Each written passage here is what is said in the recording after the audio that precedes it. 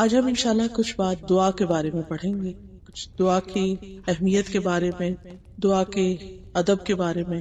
حقیقت یہ ہے کہ دعا ہم سب کی ضرورت ہے۔ ہم سب انسان کمزور ہیں اور زندگی کے مختلف مرحلوں پر ہم بعض اوقات مضبوط ہوتے ہوئے، سب کچھ ہوتے ہوئے بھی کمزور پڑ جاتے ہیں۔ کبھی کوئی بیماری ہمیں آ کر کمزور کر دیتی ہے، کبھی اولاد کا غم، کبھی مالی پریشانی۔ یہ ساری چیزیں ایسی ہیں کہ جو ہمیں کمزور کر دیتی اور ہمیں کسی سہارے کی ضرورت ہوتی۔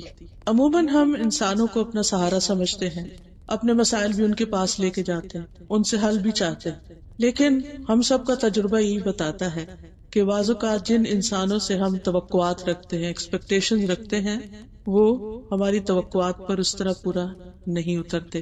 وہ ہم سے محبت کرتے ہوئے، ہم سے چاہت رکھتے ہوئے بھی ہماری مدد اس طرح نہیں کر سکتے جس طرح ہم ان سے مدد چاہتے۔ ایسے میں ہمیں ایک ایسی ہستی کے سہارے کی ضرورت ہوتی ہے کہ جو ہمیشہ ہمارے لیے اویلیبل، جو ہماری مدد پر پوری طرح قادر ہو، جو سارے خزانوں کی مالک ہو۔ اور وہ ہم سب جانتے ہیں کہ وہ ہمارے پیدا کرنے والے، ہمارے رب اللہ سبحانہ وتعالی کے علاوہ کوئی بھی اور نہیں ہو سکتا، کیونکہ جن انسانوں سے ہم توقعات رکھتے ہیں وہ تو ہماری ہی طرح خود کمزور ہیں۔ جن مادی سہاروں کو، چاہے وہ مال ہو یا اولاد ہو یا کوئی بھی چیز جسے ہم دنیاوی اعتبار سے طاقتور سمجھتے ہیں یا اپنا سہارا سمجھتے ہیں، وہ سب بھی عارضی ہیں، اور اسی وقت ہمارے لیے مددگار ہوتے ہیں جب اللہ تعالیٰ ان کا وسیلہ بنا دے یا اللہ چاہے تو۔ اور اگر وہ نہ چاہے تو بہت سی چیزیں ہوتے ہوئے بھی کام نہیں بنتا۔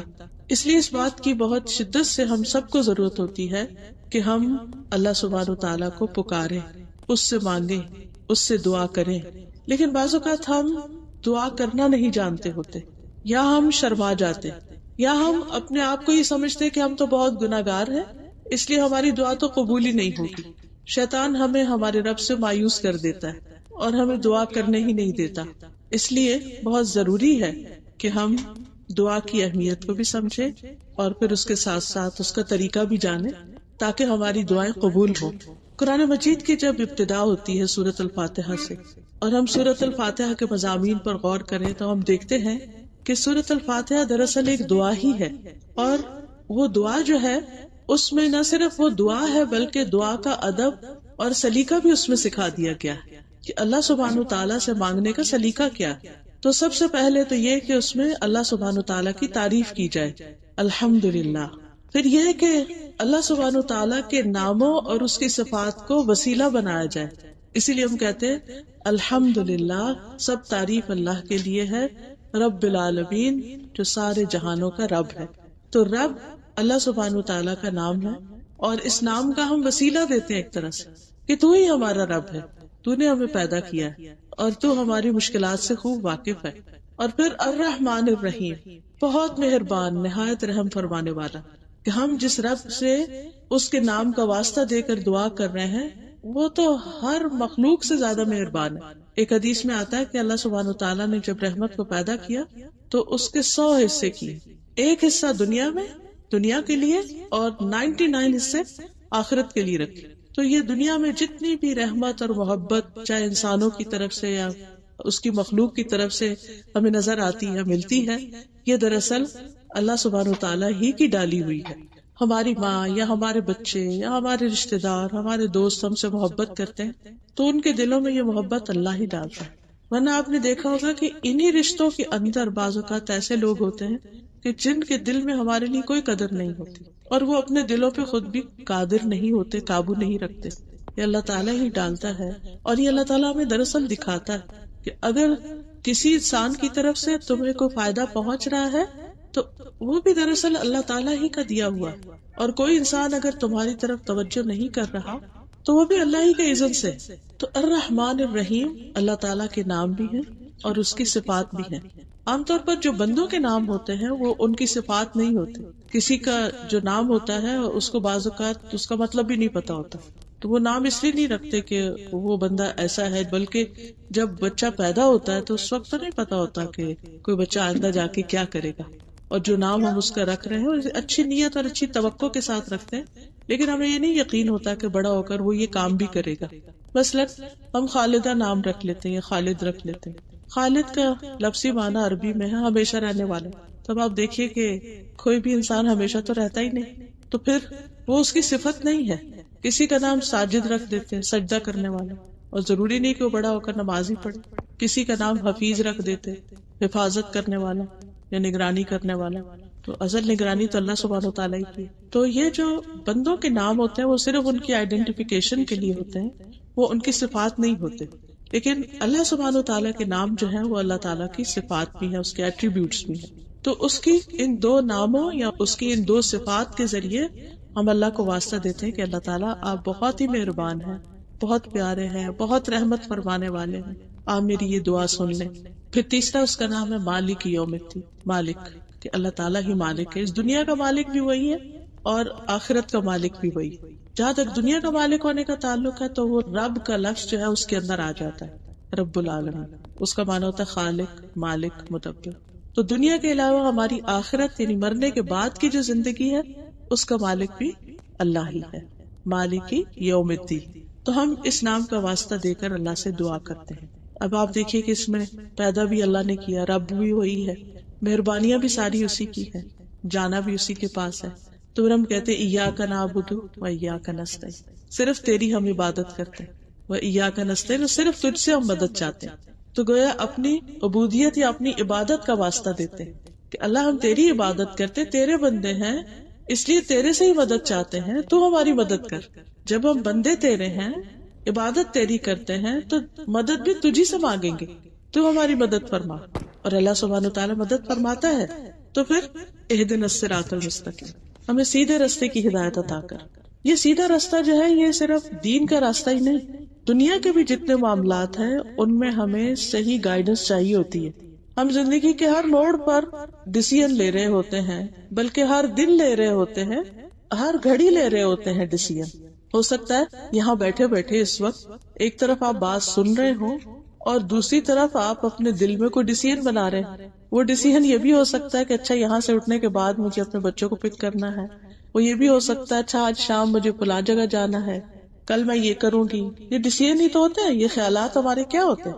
ہم ڈیسائیڈ کر رہے ہوتے ہیں کہ اچھا آگے کیا کرنا ہے، اور زیادہ تر ہمارا مائنڈ اسی چیز میں الجھا رہتا ہے. اچھا اور کیا کرنا، اور کیا کرنا، اور کیا کرنا. کچھ چیزیں تو روٹین کی ہوتی ہیں، لیکن کچھ چیزیں ایسی ہوتی ہیں کہ جو ہماری مرضی کے خلاف بھی ہوتی ہیں. کچھ چیزیں ایسی ہوتی ہیں کہ جو ہماری مرضی کے عین مطابق ہوتی ہیں، ہماری پسند کی ہوتی ہیں. کچھ ہماری ناپسند کی ہوتی ہیں لیکن ہمیں کرنی چاہیے ہوتی ہیں. مثلا کوئی ایسا رشتہ دار بیمار ہو گیا جس سے آپ کی کوئی بول چال نہیں، اب وہ بیمار ہے، ہاسپٹلائزڈ ہے. اب آپ کا ضمیر آپ کو کہتا ہے جاؤ اس کی عادت کرو، اس کو دیکھ لو، کیا پتہ زندگی کا چلا ہی نہ جائے دنیا سے. لیکن آپ کی انا کہتی نو نو نو، اس نے مجھے اس طرح اور اس طرح ہرٹ کیا، میں تو نہیں جاؤں. پھر آپ کو خیال آتا ہے نہیں وہ میں نے فلاں درس میں سنا تھا کہ رشتوں کو جوڑنا چاہیے، خیال رکھنا چاہیے، چلو میں چلی جاتی ہوں.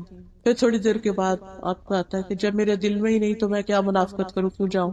یعنی انسان اپ اینڈ ڈاؤن سوچتا رہتا ہے. پھر آخر کار آپ ایک ڈیسیژن بنا لیتے، یا چلے جاتے یا نہیں چلے جاتے. یہ دونوں ہی آپ کے ڈیسیژن ہیں. اب اس میں رائٹ ڈیسیژن کیا تھا، اللہ کا پسندیدہ ڈیسیژن کیا تھا، وہ ہونا چاہیے تھا دراصل آپ کے ڈیسیژن. اس کے لیے ہم بعض اوقات ہمیں پتہ بھی ہوتا ہے یہ زیادہ صحیح بات ہے، لیکن ہم اپنی ویکنس کی وجہ سے نہیں کر پاتے، تو ہمیں اس پر اللہ سے مدد چاہیے ہوتی ہے. اہدنا الصراط المستقیم، اللہ ہمیں سیدھا راستہ دکھا، ہمیں رائٹ چوائسز اور رائٹ ڈیسیژن لینے کی توفیق عطا فرما.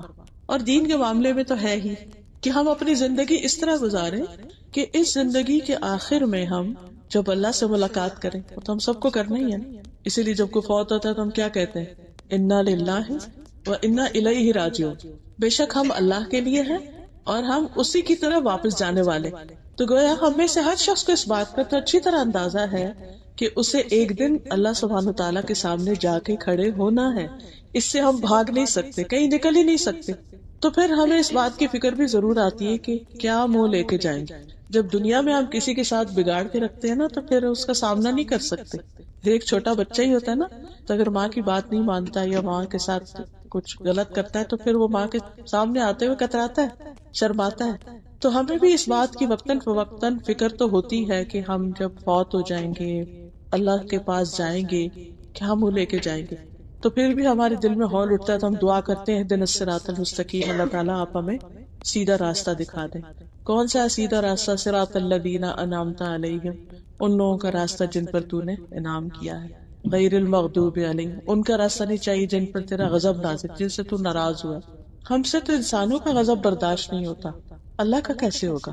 سوچئے اگر آپ کا شوہر آپ سے ناراض ہو جائے، چاہے آپ رائٹ ہی کیوں نہ ہو، چاہے وہ رانگ ہی کیوں نہ ہو، پھر بھی اس کے بعد کیا آپ کی فیلنگ ہوتی ہے؟ آپ کے پیرنٹس ناراض ہو جائیں، آپ کے بہن بھائی ناراض ہو جائیں، آپ کی اچھی دوست کوئی ناراض ہو جائے، تو وہ ناراضگی ہمارے دل پہ بڑی بوجھل ہوتی ہے.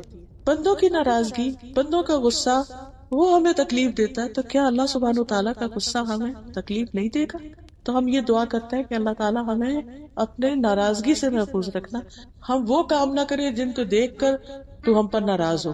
تھوڑی دیر کے لیے امیجن کیجئے کہ آپ اپنے بچے کو دیکھ رہے ہیں کہ سردی کا موسم ہے اور وہ بغیر کپڑوں کو باہر نکلنے لگے، تو ایک دم آپ پیچھے سے کیا کریں گے؟ کیسے اس کو آواز دیں گے؟ ایک دم شاؤٹ کریں گے، کدھر جا رہے ہو تم، واپس آؤ، کپڑے پہنو، کچھ نہ کچھ اس کے ساتھ کریں گے. آپ تو اس سے اتنی محبت کرتے ہیں، آپ کیوں اس پہ شاؤٹ کر رہے ہیں؟ آپ کیوں ناراض ہو رہے ہیں؟ وائی؟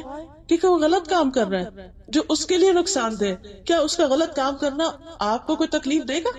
اگر بچہ سردی میں باہر نکل جاتا بغیر کچھ پہنے، آپ کا کیا جاتا ہے؟ بخار تو اس کو ہوگا، سردی تو اس کو لگے گی، تکلیف تو اس کو ہوگی، ہونے دیں.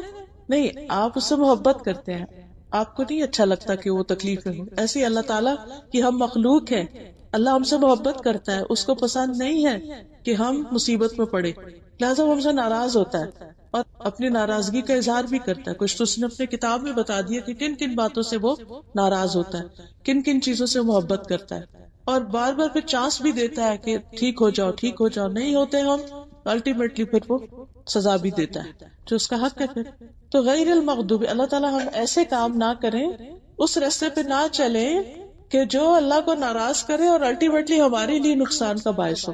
ولا الضالین، اور نہ بھٹکنے والوں کا راستہ، ہمیں وہ بھی نہیں چاہیے کہ جو اپنے اصل منزل ہی کو کھو دیں اور اپنا راستہ. کیونکہ آپ دیکھیے گھر سے نکلنے کے بعد جب آپ ڈرائیو کر رہے ہوتے ہیں تو سب سے زیادہ فکر کس بات کی ہوتی ہے؟ کہ خاص طور پہ جب نئی جگہ جا رہے ہوں کہ آپ صحیح وقت پر صحیح جگہ پہنچ جائیں، اور بار بار میک شور کرتے ہیں کہ میں نے نمبر صحیح ڈالا، گھر کا لوکیشن صحیح ڈالی. اور پھر لوکیشن ڈالنے کے باوجود بھی آپ آنکھیں بند نہیں کر لیتے، آپ دیکھتے رہتے ہیں یہ کدھر لے جا رہا ہے مجھے، جی پی ایس کدھر لے کے جا رہا ہے، آپ کو یہ گوگل میپ کدھر لے کے جا رہا ہے، ادھر. پھر بھی آپ الرٹ رہتے ہیں. کیوں؟ جانے دیں اس کو اور چلتے جائیں. آپ بھی نہیں، آپ کو صحیح جگہ پہنچنا ہے، کیونکہ غلط جگہ پہنچ کر تو آپ مصیبت میں پڑیں گے، آپ کا کام ہی نہیں ہوگا. اسی طرح اگر ہم غلط راستے پہ چل پڑے، گم کر دیا ہم نے اپنا راستہ، تو ہم اس اصل منزل پہ نہیں پہنچ سکتے. وہ گھر نہیں ملے گا ہمیں. کون سا گھر؟ وہ جنت والا گھر. وہ گھر جو ہے اس تک پہنچنے کے لیے صحیح ڈائریکشن پہ جانا بہت ضروری. تو وہ ہم اللہ تعالیٰ سے بار بار دعا کرتے رہتے ہیں کہ اللہ تعالیٰ ہمیں بھٹکنے سے بچانا، گم ہونے سے بچانا. ہم لاسٹ نہیں ہونا چاہتے، ہم اسی میں ہی پہنچنا چاہتے کہ اور نہیں جانا چاہتے. دنیا میں تو یہ ہوتا ہے نا، نہیں ملا گھر، نہیں ملی جگہ تو کیا ہوتا ہے، اب واپس آ جاتے ہیں، تھوڑی دیر موڈ آف ہوتا ہے، اس سے ٹھیک ہو جاتے ہیں. لیکن وہاں تو نہ واپسی کا راستہ ہے اور نہ ہی پھر کوئی اور اچھی جگہ. وہاں دوسرا راستہ تو انتہائی جہنم کی کھائی ہے، تو بہت ہی تکلیف دہ ہے. تو اس لیے ہم سورۃ الفاتحہ میں دعا کر رہے ہوتے ہیں، جس میں دعا کا ادب بھی بتا دیا گیا، یہ بھی بتا دیا گیا کیا مانگو، اور ساتھ ہی یہ کہ کس طرح مانگو، اس میں کیا چیزیں نہ ہو. تو دعا مانگنے میں جو سب سے اہم سلیقہ اور طریقہ ہے یا سب سے اہم ادب ہے، وہ ہے اللہ سبحانہ تعالیٰ کی حمد و ثنا کرنا، اللہ کی تعریف کرنا. جب بھی آپ دعا کریں تو حمد و ثنا ضرور کریں. اس میں ڈفرنٹ ورژنز ہیں، لمبی سے لمبی تعریف بھی ہو سکتی ہے اور ایک لفظ کے ساتھ بھی تعریف ہو سکتی. جب آپ کہتے ہیں یا رب، تو رب کیا ہے؟ اللہ تعالیٰ کی صفت. تو ایک طرح سے آپ نے تعریف ہی کر دی اپنے رب کی، اس کا نام لے لیے یا رحمان، کیونکہ اللہ تعالیٰ خود فرماتے ہیں وَلِلَّهِ الْأَسْمَاءُ الْحُسْنَى فَادْعُوهُ بِهَا، اللہ کے لیے ہے اچھے اچھے نام، ان ناموں کے ساتھ اس کو پکارو. تو ہم نے پھر اللہ کی تعریف کی. اور اگر آپ کے پاس زیادہ وقت ہے تو آپ اللہ تعالیٰ کی زیادہ تعریف کر لیں. اور تعریف کیوں کریں؟ اس لیے کہ ہر چیز اسی کی ہے. للہ ما فی السماوات والارض، اللہ ہی کے لیے ہر وہ چیز جو آسمان و زمین میں ہے. ان اللہ هو الغنی الحمید، بے شک اللہ وہی غنی ہے، بے نیاز ہے، تعریف والا ہے، حمد و ثنا کے لائق وہی ہے. ہم دیکھیں دنیا میں اگر کسی کے پاس کوئی چھوٹی سی بھی اچھی چیز ہوتی ہے نا، تو ہم اس کی تعریف کرتے ہیں. یا اس چیز کی تعریف کرتے ہیں، اس کے مالک کی تعریف کرتے ہیں. بس کسی کے بچے اچھے ہوں، پیارے ہوں، کسی کے بس اچھے کپڑے اس نے پہنے ہوئے، جیولری، تو ہم تعریف کے بغیر رہتے نہیں. یعنی یہ نہیں ہوتا کہ وہ ہمیں کہتا ہے ہمیں تعریف کرو، بلکہ ہم دیکھتے ہی ہمارا دل کرتا ہے کہ ہم تعریف کریں، کیونکہ ہمیں خوشی ہوتی ہے اپریشیٹ کر کے، اچھا لگتا ہے، خود کو اچھا لگتا ہے. کیونکہ جو قابل تعریف چیز ہوتی ہے اس کی تعریف کرنا ہی ہماری صحت کے لیے اچھا ہے. اگر ہم اپریشیٹ نہیں کرنا جانتے تو دراصل اپنے آپ کو ہی پریشان رکھتے ہیں. اور آپ نے دیکھا کہ زندگی میں کچھ ایسے لوگ بھی ہوتے ہیں بہت منفی نیگیٹو تھنکنگ ہوتی ہے ان کی، ہر چیز میں نقص ڈھونڈ لیتے ہیں. کریٹیکل ہونا بہت اچھی بات ہے، لیکن اوور کریٹیکل ہونا کہ جس میں آپ کو خوبی تو کوئی نظر ہی نہ آئے، ہر چیز میں نقص ہی نقص نظر آئے، یہ بلائے جان ہوتا ہے انسان کے لیے، اپنے لیے بھی دوسروں کے لیے. ایسے لوگ اپنے آپ کو بھی تکلیف میں ڈالے رکھتے ہیں اور دوسروں کو بھی تکلیف میں ڈالتے ہیں. تو جس شخص کے اندر یہ عادت ہوتی ہے نا کہ وہ ہر چیز میں سے کوئی نہ کوئی بہتری کا، بھلائی کا، خیر کا، اچھائی کا پہلو نکال لیتا ہے اور پھر اس کا ذکر کرتا ہے، اس کو مینشن کرتا ہے، ایسا شخص دنیا میں خوش رہ سکتا ہے، یہاں بھی خوش رہ لیتا ہے. کیونکہ اس کی نظر، یعنی وہ ایک اچیور ہوتا ہے، اس کے ایک سینس آف اچیومنٹ ہوتی ہے کہ میرے پاس ہے. اور دوسرا اس کو سینس آف لاس ہوتا ہے، وہ لوزر ہوتا ہے کہ میرے پاس کچھ نہیں. تو انسان جب اپنے پاس ملنے والی نعمتیں یا دنیا میں پھیلی ہوئی اللہ کی نعمتیں اور اچھی اچھی چیزیں دیکھتا ہے تو وہ پھر تعریف کرتا ہے اللہ کی. اور سب سے زیادہ اللہ تعالیٰ ہی اس بات کا حقدار ہے کہ اس کی تعریف کی جائے، اور اس کو پسند بھی بہت ہے. یعنی ہمارے رب کو تعریف پسند ہے، تو جو چیز ہمارے رب کو پسند ہے وہ کرنا ہمارے ہی فائدے میں ہے. مثلاً جب آپ لوگوں سے بھی ڈیل کر رہے ہوتے ہیں اور آپ کو پتا ہو ان کی پسند کیا، چوائس کیا ہے، اس کے مطابق آپ کام کرتے ہیں تو آپ کو بھی خوشی ہوتی ہے، دوسرے کو بھی ہوتی ہے. اب آپ دیکھیے کہ مثلاً حمد کا ایک ورژن یوں بھی ہے: اللہم ربنا لک الحمد ملء السماوات وملء الارض وما بینہما وملء ما شئت من شیء بعد اہل الثناء والمجد لا مانع لما اعطیت ولا معطی لما منعت ولا ينفع ذا الجد منک الجد. اے اللہ، اے ہمارے رب، تیرے ہی لیے تمام تعریف ہے، آسمان بھر اور زمین بھر. اتنی تعریف کہ آسمان بھر جائے اور اتنی کہ زمین پوری بھر جائے، اور ان دونوں کے درمیان کی وسعت بھر، اور اس کے بعد جو تو چاہے اس کی وسعت بھر لے. اے تعریف اور بزرگی والے، جو تو عطا کرے اسے کوئی چھین نہیں سکتا، جس سے تو محروم کر دے وہ کوئی دے نہیں سکتا، اور نہ کسی مرتبے والے کو تیرے سامنے اس کا مرتبہ کوئی فائدہ دے سکتا ہے. دنیا میں کوئی وائٹ ہاؤس کا ہی مالک کیوں نہ ہو جائے، لیکن اس کو فائدہ نہیں دے سکتا وہ سب کچھ اللہ کے سامنے. اللہ سبحانہ تعالیٰ کے سامنے انسان کی جو عاجزی ہے اور اس کی جو عبودیت ہے اور اس کا جو اللہ کے سامنے جھکنا ہے وہ اللہ کو پسند ہے. انسان سب سے زیادہ قریب اپنے رب کے اس وقت ہوتا ہے جب وہ سجدے کی حالت میں ہوتا ہے. پھر اسی طرح اللہ سبحانہ تعالیٰ نے انسان کو جب پیدا کیا تو پہلے الفاظ جو انسان کو سکھائے یا پہلے الفاظ جو انسان کے منہ سے نکلے وہ الحمدللہ کے تھے. حضرت انس کہتے ہیں کہ جب اللہ تعالیٰ نے آدم علیہ السلام میں روح پھونکی اور روح جب ان کے سر تک پہنچی تو انہوں نے چھینک ماری اور کہا الحمدللہ رب العالمین. اللہ تبارک تعالیٰ نے ان سے فرمایا یرحمک اللہ، اللہ تجھ پہ رحم کرے.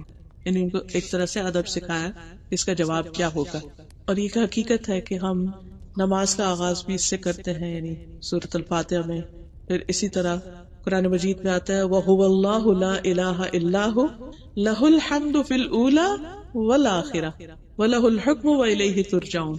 اور وہی اللہ ہے جس کے سوا کوئی معبود نہیں، اسی کے لیے دنیا اور آخرت میں سب تعریف ہے، اولا بھی، اول بھی اور آخر بھی، اور اسی کے لیے حکم اور اسی کی طرف تم لوٹائے جاؤ گے.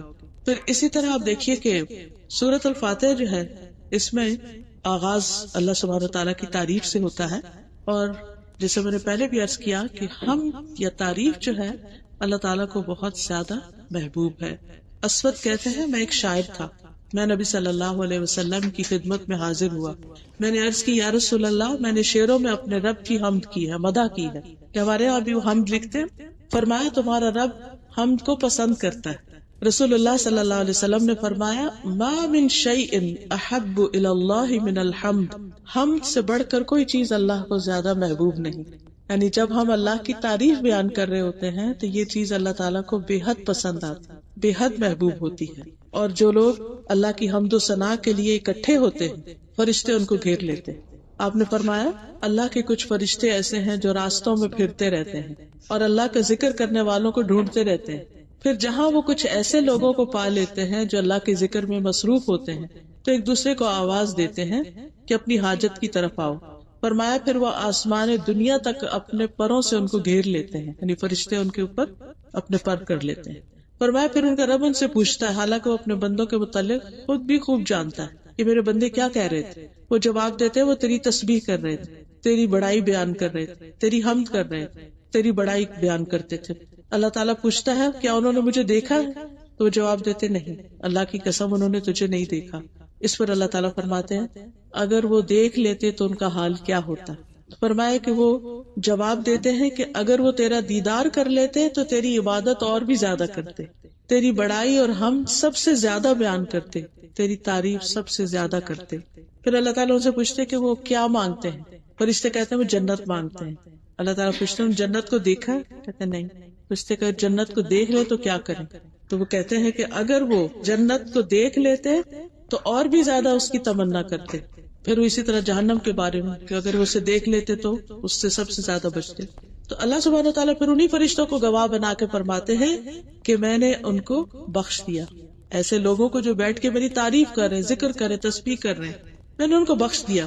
فرشتوں میں سے ایک فرشتہ کہتا ہے کہ اس میں فلاں بھی تھا جو ان میں سے نہیں تھا، وہ اس کام کے لیے نہیں آیا تھا، وہ تو ویسے ہی آ گیا تھا۔ اللہ تعالیٰ فرماتے ہیں یہ وہ لوگ ہیں جن کی مجلس میں بیٹھنے والا بھی نامراد نہیں ہوتا، یعنی اس کو بھی حصہ مل جاتا ہے۔ پھر یہ یاد رکھیے کہ ہم جتنی اللہ کی تعریف زیادہ کریں گے قیامت کے دن اتنا ہی مقام زیادہ ہوگا۔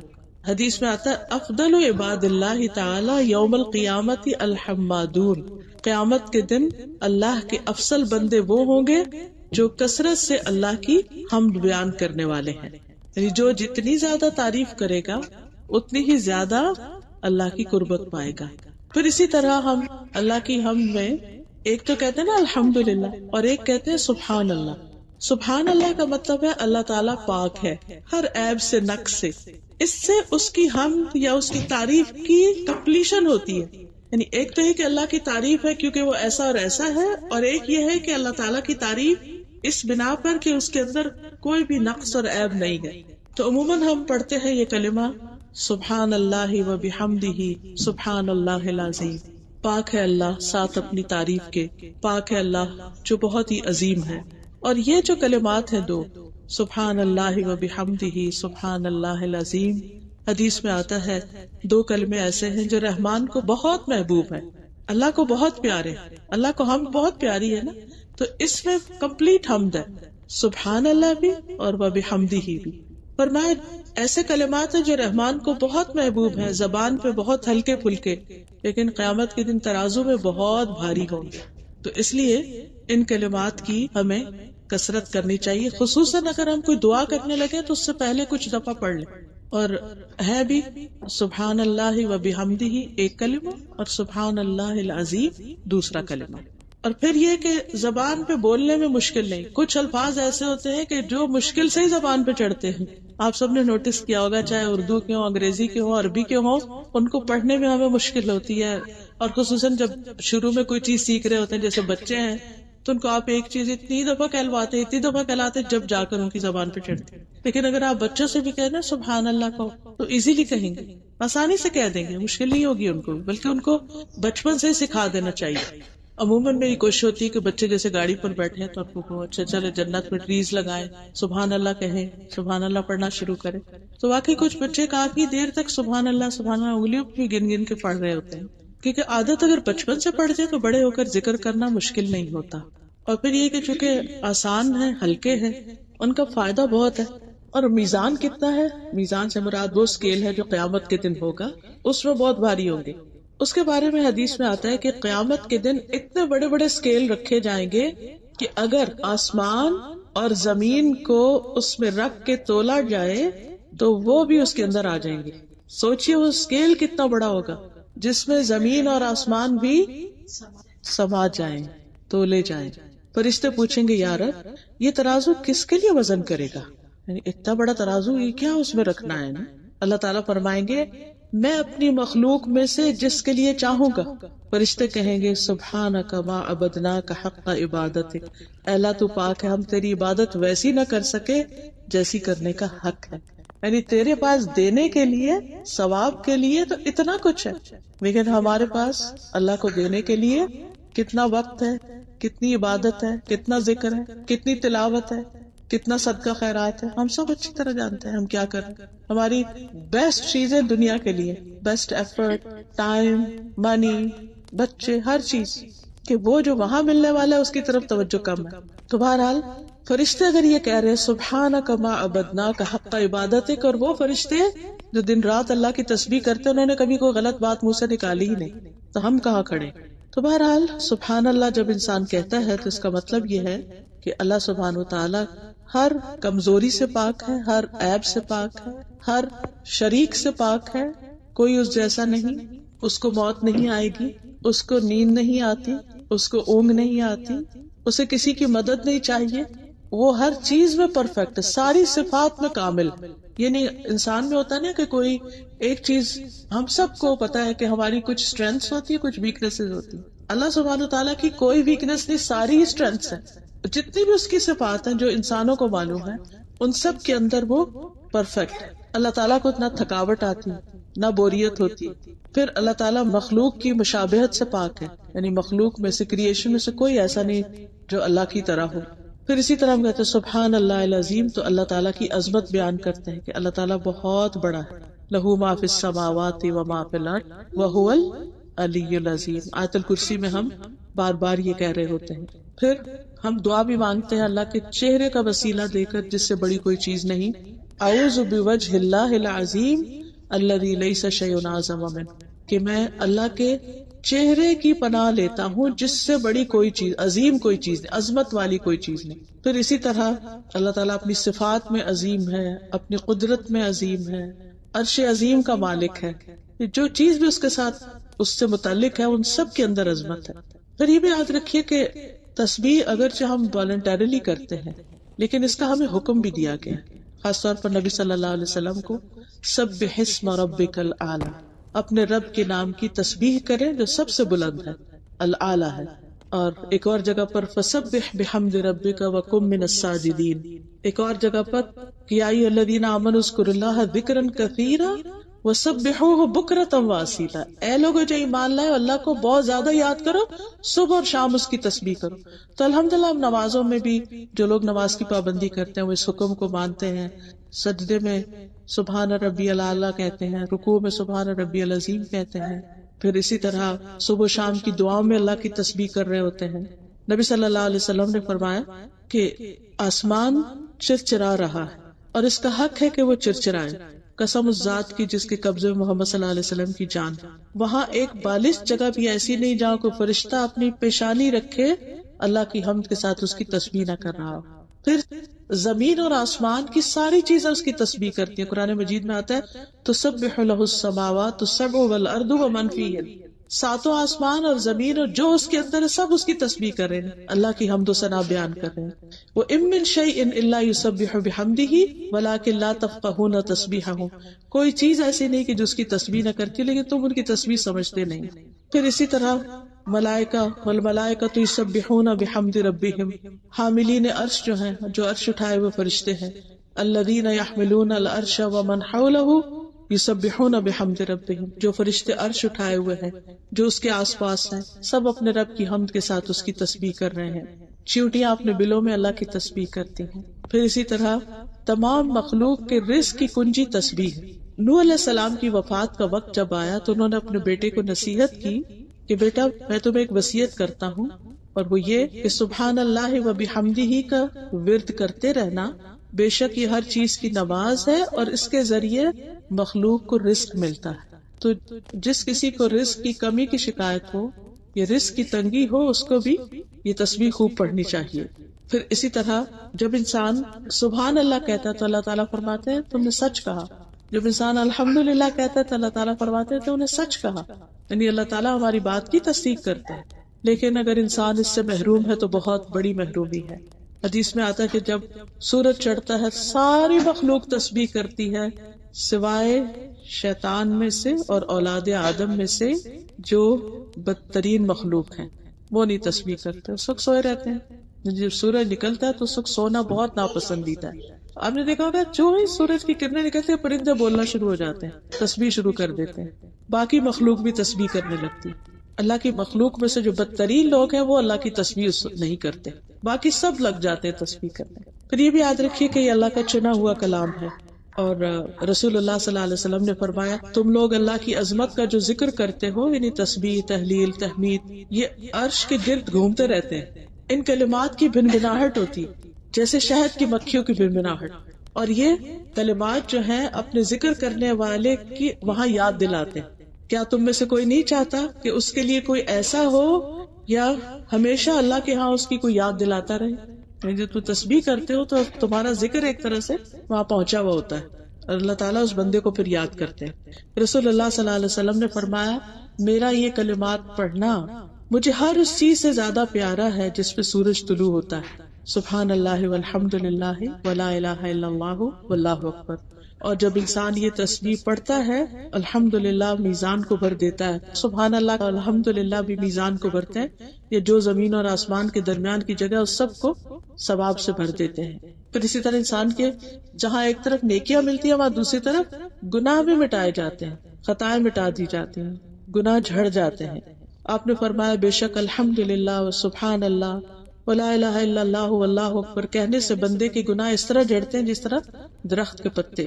آپ ایک ایسے درخت کے پاس سے گزر رہے تھے جو سوکھا ہوا تھا، جیسے فال میں گرتے ہیں. سورج غروب ہونے سے پہلے 100 دفعہ سبحان اللہ کہنا جو ہے یہ 100 اونٹوں سے بہتر ہے. یعنی انسان کو 100 اونٹ مل جائیں اس دولت سے بڑی دولت ہے اگر کسی کو توفیق ہو جائے کہ عصر کے بعد 100 دفعہ سبحان اللہ کی تسبیح کر لے.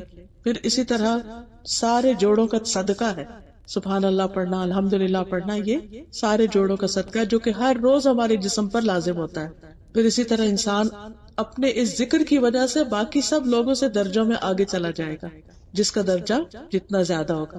پھر یہ بھی یاد رکھیے کہ دل کی گھٹن اور تنگی کا علاج ہے یہ. جب انسان کا دل اداس ہو، پریشان ہو، غم ہو، فکر ہو، خوف ہو، تو اس وقت انسان کو یہ تسبیح پڑھنی چاہیے.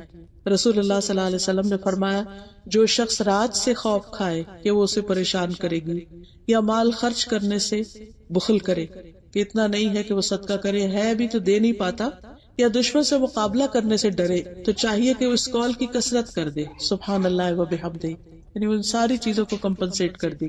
تسبیح دن کے کسی بھی وقت کی جا سکتی ہے لیکن خصوصاً صبح اور شام، اور صبح اور شام کے اذکار کے شروع میں.